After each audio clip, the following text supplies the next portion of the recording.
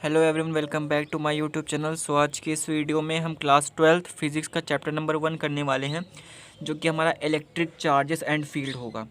ठीक है। ये फिज़िक्स का चैप्टर नंबर 1 है, ये पार्ट 1 होने वाला है वीडियो बेसिकली। ठीक है। इस वीडियो में हम सारा इंट्रोडक्शन और जो इंटरेस्टिंग बातें होती हैं इस चैप्टर के बारे में वो बात करें। उसके बाद फिर इसके कुछ बेसिक टर्म जो कि बेसिक है, बहुत बेसिक है, वो पता होनी चाहिए। ठीक है। और ये इम्पॉर्टेंट भी है। ठीक है। तो बात करते हैं, हम स्टार्ट करते हैं। ठीक है। इलेक्ट्रो मैग्नेटिज्म सॉरी, हमारी जो फर्स्ट बुक है, फिज़िक्स की फ़र्स्ट बुक जो है, वो पूरी पूरी घुमा फिरा के बातें चार्ज पे ही करती है। चार्ज का उठना बैठना, खाना पीना, मतलब ये तो मजाक की बात है। मतलब चार्ज जब रेस्ट पे हो तो उसकी पढ़ाई, मूव कर रहा हो तो उसकी पढ़ाई, उसका उसके अंदर कुछ एक्सीलरेशन हो तो उसकी पढ़ाई, ये सारी बातें घुमा फिरा के फर्स्ट बुक में होने वाली है। ठीक है। तो पहला टर्म होगा हमारा इलेक्ट्रोस्टैटिक। दूसरा होने वाला है, बता रहा हूँ क्या है ये सारी चीज़ें। ठीक है। आराम से बात करेंगे। ठीक है। मैग्नेटिज्म और इलेक्ट्रोमैग्नेटिक वेव। अब ये तीनों चीज़ें क्या होती हैं वो बात कर लेते हैं। ये जो होता है चार्ज एट रेस्ट, अगर कोई चार्ज रेस्ट पे है तो उसकी पढ़ाई को बोलेंगे हम इलेक्ट्रोस्टैटिक। और charge is moving with constant speed, अगर कोई चार्ज कोई कांस्टेंट स्पीड से मूव कर रहा है तो उसकी पढ़ाई को बोलेंगे हम मैग्नेटिज्म। ठीक है। और अगर चार्ज इज मूविंग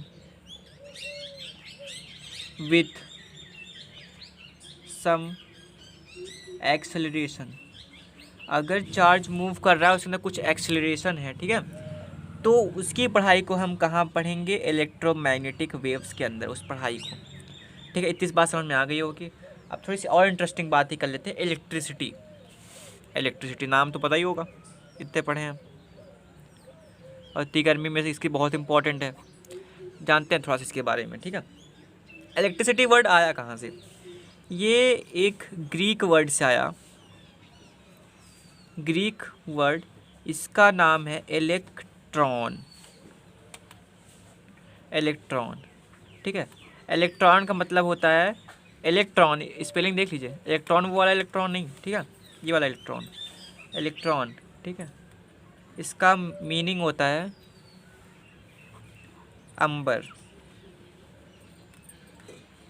ठीक है। वेट, इसका मतलब है अंबर।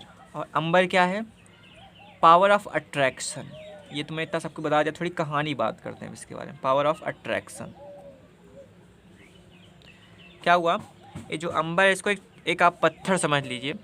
एक साइंटिस्ट थे, उन्होंने एक एक्सपेरिमेंट किया, और इस एक्सपेरिमेंट पहले मैं एक बात बता देता हूँ कि ग्रेविटेशन फोर्स जो था वो आ चुका था। मतलब हमको पता था कि धरती हमको ग्रेविटी की वजह से हम रह पाते हैं, वो खींचती है, एक फोर्स लगाती है, वो फील्ड फोर्स है। और फील्ड फोर्स क्या होता है? जो कि दिखता नहीं पर फोर्स लगता है। जैसे कि फील्ड फोर्स, जैसे कि ग्रेविटी जब फोर्स लगाती है तो ऐसे हाथ पकड़ के थोड़ी खींच देती है, कुछ पकड़ खींच थोड़ी लेती है, उसका फील्ड होता है कुछ। ठीक है। तो ऐसे ही फील्ड फोर्स होता है। ठीक है। तो अब ग्रेविटी पहले आ चुकी थी। ठीक है। तो ये अंबर जो है, पत्थर, एक पत्थर मान लीजिए, उस पत्थर को वो अपने बॉडी पे रब किए। ठीक है। रब किए, उसके बाद उसके अंदर चार्ज कुछ आ गया, कुछ एक प्रॉपर्टी आ गई, हम उसको अभी बात नहीं करते क्या आ गया। ठीक है। वो कुछ आ गया, तो उसके बाद उसको किसी और दूसरे बॉडी पे गए, जब टच कराए, जब वहाँ पे लगाए, तो उन्होंने देखा वो अट्रैक्शन फील कर, अट्रैक्शन की प्रॉपर्टी आ गई। ठीक है। तो पहले लोगों को लगा कि जैसे कि मैं उसकी फोर्स, कौन सा, ग्रेविटेशन का फोर्स का खोज हो चुका है, तो उन्हें लगा कि ये ग्रेविटेशन है। पर ये ग्रेविटेशन नहीं था। क्यों नहीं था? अब कहाँ फील होता है, तो ध्यान सुनिएगा। दूसरा अंबर पत्थर लिया गया और दोनों अंबर पत्थर को रब किया गया। ठीक है। और दोनों को पास लाया गया, तो वो रिपल्सन भी शो कर रहे थे। ठीक है। अट्रैक्शन भी शो कर रहे हैं, रिपल्सन भी शो कर रहे थे। ऐसा तो नहीं हो सकता ग्रेविटेशन में।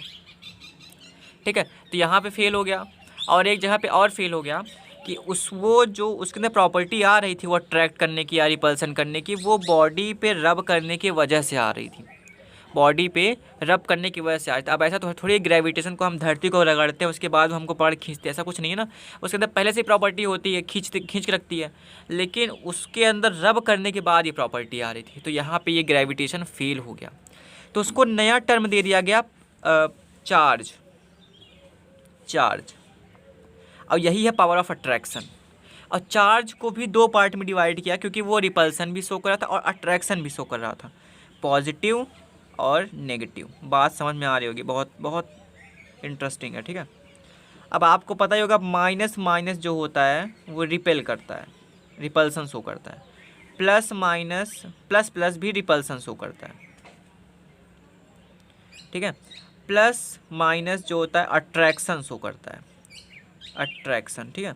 अब माइनस प्लस जो है ये भी क्या करता है, अट्रैक्शन शो करता है। आई होप अभी तक की कहानी जो भी मैंने बताया इलेक्ट्रिसिटी और ये सब के बारे में, चार्ज के बारे में क्या होता है, सब कुछ चीज़ें इतना समझ में आ गया हो कि आया कहाँ से है, क्योंकि ये सब चीज़ें बेस सेट करता है। और थोड़ा सा इंटरेस्टिंग थी तो मैंने बता दिया, ठीक है। बाकी इतनी इंपॉर्टेंट थी नहीं, पर हाँ बेस सेट करने के लिए अच्छी है, बता सकते हैं।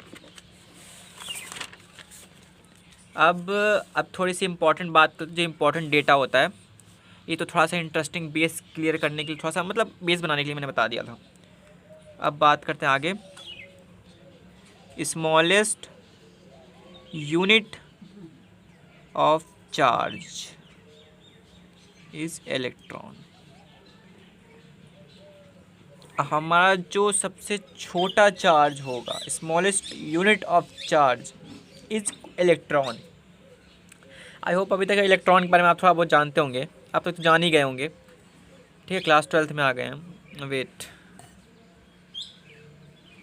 इतनी बात पता होगी, इलेक्ट्रॉन की जो वैल्यू होती है, ये मॉड में ले लिया, समझ में आ गया होगा आपको।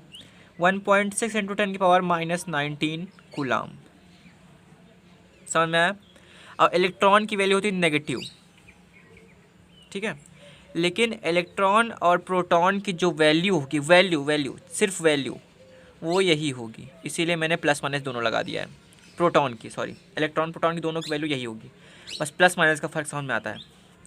इसका जो एसआई यूनिट होता है वो होता है कूलाम्ब, जिसको हम सी से डिनोट करते हैं। इसके थोड़ा सा इंफॉर्मेशन के लिए बता देता हूँ कि इलेक्ट्रॉन जो सबसे छोटा सा यूनिट नहीं है, उसके अंदर क्वार्क भी आ गया है, क्वार्क। लेकिन अभी के सिलेबस में ये चीज़ नहीं है, बस आप जान लीजिए क्वार्क भी आ गया, डिस्कवर कर लिया गया कि क्वार्क भी उसके अंदर होता है। और जो बच्चे, जो लोग अभी नीट या जेई की प्रिपरेशन कर रहे हैं, उनके लिए ये बात बहुत इंपॉर्टेंट होगी कि मास याद कर लेना। मास ऑफ इलेक्ट्रॉन कितना होता है और मास ऑफ प्रोटॉन कितना होता है, ठीक है। तो इसका मास होता है 9.1 इंटू 10⁻⁻31 kg। न्यूमेरिकल में बहुत इंपॉर्टेंट है ये चीज़, तो एक बार आप ज़रूर नोट कर लीजिएगा, इसको थोड़ा याद भी कर लीजिएगा। और मास जो होता है प्रोटॉन का, वो होता है 1.6 इंटू 10⁻⁻27 kg। और एक और इंटरेस्टिंग बात नोट करिए, proton is 137 times heavier than electron. इसीलिए आपने देखा होगा कि केवल इलेक्ट्रॉन मूव करता है, प्रोटॉन मूव नहीं करता, क्योंकि उसका मास कितने टाइम्स ज़्यादा है, 1837 टाइम्स ज़्यादा है, ठीक है। इसी वजह से हमारा इलेक्ट्रॉन मूव करता है, प्रोटॉन मूव नहीं करता। प्रोटॉन हमारा लैटिस बनाता है, हमारा स्ट्रक्चर बनाता है, ठीक है। आई होप इतनी सी बात आपको समझ में आ गई होगी। और मैं बता दूं, अभी इसके पहले मैंने 3 बार वीडियो शूट किया और तीनों बार कुछ ना कुछ प्रॉब्लम होने की वजह से वीडियो नहीं हो पाई, तो ये थोड़ा सा ऐसे अंधेला सा आ रहा होगा, क्योंकि ये चौथी बार, सॉरी 3 बार पहले हो चुका, ये चौथी बार वीडियो शूट हो रही है, ठीक है। अब एक नया टर्म के बारे में बात है। ये सारी चीज़ें आई होप कि स्कूल में बता देनी चाहिए, पर बताते नहीं हैं। गोल्ड लीफ, बहुत इंपॉर्टेंट चीज़ें हैं ये सारी चीज़ें। गोल्ड लीफ इलेक्ट्रोस्कोप, ये क्या होता है, ये जो है हमको to finding charge is present और नॉट, ये जो है बताता है किसी बॉडी में चार्ज प्रेजेंट है कि नहीं है। अब तो और तरीके हो गए हैं, लेकिन पहले यही तरीका आजमाया जाता था। क्या करते थे, एक एक गोल्ड की, एक बहुत गोल्ड, जैसे बताया कि हमको गोल्ड बहुत थिन, बहुत बहुत पतली, बहुत पतले चीज़ों में ऐसे कन्वर्ट हो जाता है। उसको पीट के उसको एकदम पतले, एकदम कागज़ से भी पतले उसमें फॉइल में आ जाता है, मिल जाता है। ठीक है, तो हम उसकी फॉइल लेते हैं, गोल्ड लीफ बोल देते हैं उसको। ठीक है, उसको 20 से कट कर लेते हैं। ठीक है, 20 से कट कर लेंगे, ये ऐसे हो जाएगा। ठीक है, अब इसको हम एक जार में रख देते हैं, इसको हम एक जार में रख देते हैं और इसके ऊपर का इसका बंद करते हैं। अब वहाँ से एक मेटेलिक वायर ले आते हैं, बस ऐसे यहाँ लगा देते हैं मेटेलिक वायर। ठीक है, और यहाँ पे और इसको रबर से जो है यहाँ पे ऐसे बंद कर देते हैं, रबर से इसको बंद कर देंगे, मेटल की वायर जा रही है। ठीक है, और यहाँ मेटेलिक सरफेस है। और जैसे कि अगर कोई, और इसके अंदर हम पॉजिटिव चार्ज डाल देते हैं चेक करने के लिए। ठीक है, पहले पॉजिटिव चार्ज के अंदर डाल देते हैं हम। उसके बाद कोई बॉडी लेके आते हैं, कोई रॉड लेके आते हैं, और उसके अंदर हमको पता करना है कि कौन सा चार्ज है।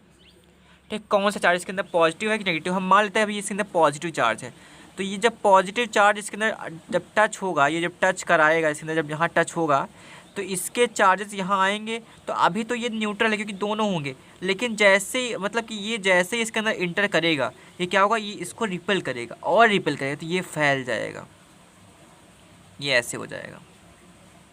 तो हम समझ जाएंगे क्योंकि हमको इसके अंदर पहले पॉजिटिव चार्ज डाल देंगे, अब इसके अंदर और पॉजिटिव चार्ज जाएगा तो ये सब फैल जाएगा। हमको पता है पॉजिटिव क्या करता है, रिपेल करता है।